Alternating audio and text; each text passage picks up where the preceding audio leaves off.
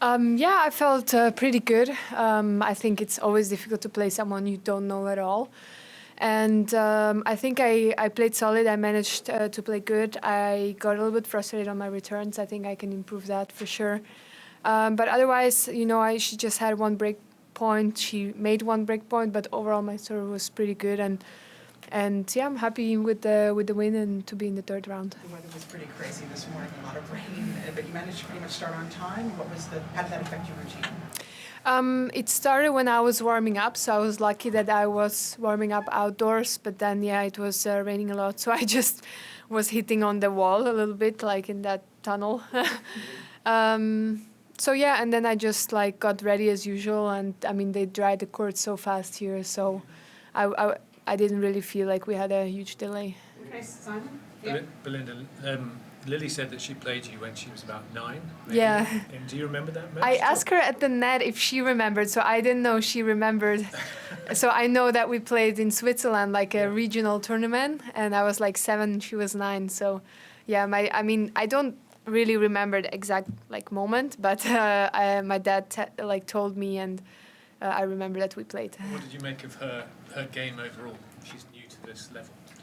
Yeah, I mean, it's really unusual game. She tries to take the ball really early, kind of a little bit like me.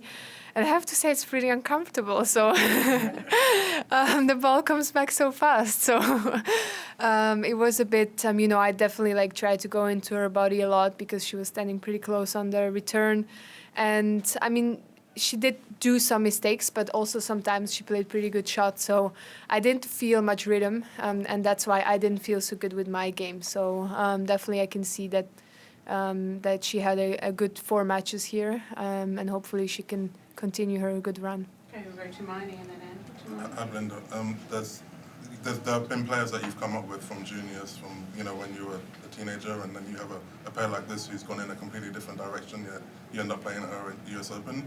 Have you ever thought about kind of how funny it is that there are some players that you play against basically your entire life? Yeah, I mean it's pretty special because everyone has their own pathway. You can never really predict where it's gonna go, and I mean you play some people in juniors, you would never think that they become good, and then they end up being better than you. It's you can never say, okay, this girl is so good so early, that's why she's gonna be so good.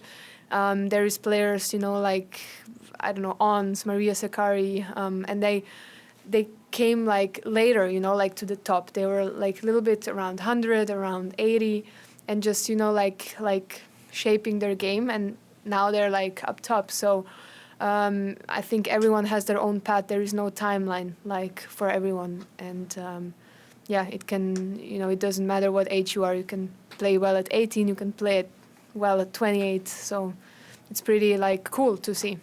Okay, yep. Andrew, and then here, and then Steph. Yep, Andrew from ESPN. Belinda, congrats on the win. You mentioned in terms of just, despite that little dip, that your focus was still always there. You were so intense about it. Just you talk about just getting through that and being able to save energy today. Yeah, absolutely. I think I played 2 times at 11 now.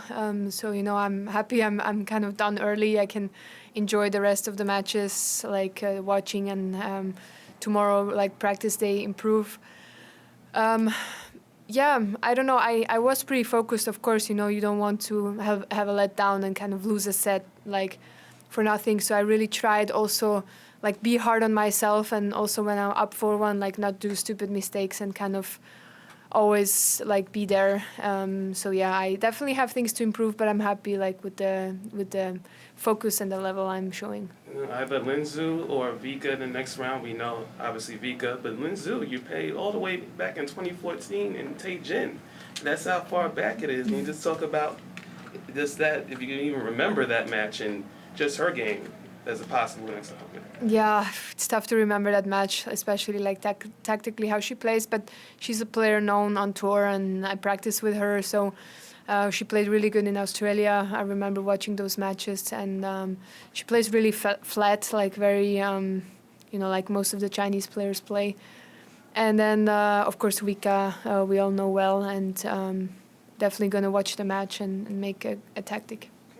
When you look back on the player who made her debut here back in 2014, how different are you as a person, emotionally, as a player?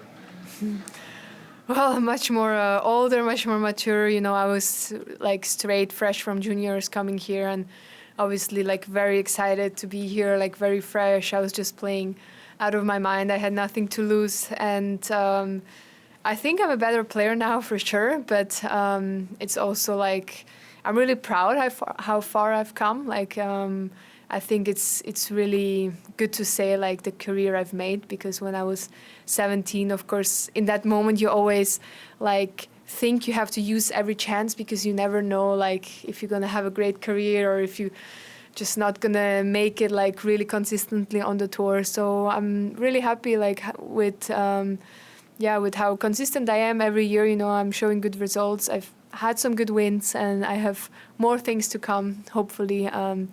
But yeah, it's nice to look back. Okay, Steph and then Simons.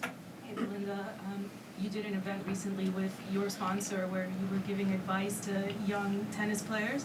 Is there any advice that you wish someone had given you when you were young and coming up on the tour? I don't know. I mean, you get some advices. I think it's always important to take the right advice and not listen to all the advices, because some advices can also be counterproductive. Also, it's like, don't try to overthink every little thing, and sometimes just don't listen to many people, too many tennis experts and everyone that knows better how to play on the court, and just go your own way and and enjoy on the court. Sometimes we forget that. Okay, we'll do a couple more, David and then Simon. Yeah, going back to looking back, I'm curious what your initial impressions were of this tournament. I'm sure the scale and everything must be quite different than the junior tournaments you were playing in Europe. You mean my emotions? The first time you came here, what you made the tournament, what you made of. Should have asked me back then, not like 10 years later. Some distance. I mean, for sure, everything was so big. But I was playing US Open as a junior, so I was here. And of course, like Alcaraz Stadium is just like the most impressive thing ever. And I played with Jelena Jankovic on Alcaraz Stadium, and I was like, wow, so happy to be there, because you always like see people on TV playing there. And I mean, it feels like a surreal moment. Also, like this year, even I played the second time on center court in Wimbledon, and I was just there sometimes. I was like, oh my God, like pinch me. Like, it's so amazing. Like, I'm playing on center court, I'm playing number one in the world. There was like a standing ovation after some of the rallies we had. And sometimes it's like, it's not even win or lose. It's just like an incredible like thing that I made it here, like me. Like, you know, sometimes you don't think about it. You don't appreciate like how far you've come. You always want more and more and more, but sometimes you have to just like think, okay, this is pretty nice. Belinda, it's a couple of years since you won the Olympics. How often do you look at the gold medal or think about it?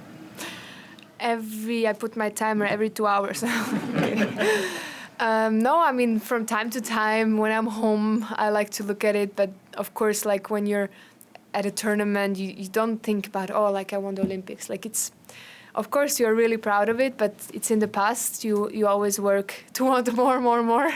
But sometimes it is nice, like to take a step back and kind of, you know, look at the pictures and think about the experiences and kind of look at the medal. So maybe after my career, I'll do it more often or something. Sometimes but you're introduced as Olympic champion too. That must be nice. That is nice. Yes, I enjoy that. But it's funny. It's funny that they kind of forget the doubles. You know, it's always like Olympic like gold medalist, but I'm like, no, I have silver too. Like mention it. All right, we'll do one more in English and then. Yep.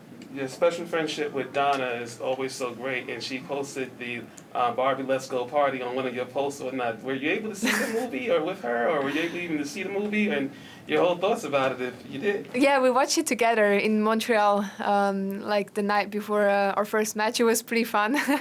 We definitely didn't dress like Barbie. We just dressed in like sweatpants and like homeless people.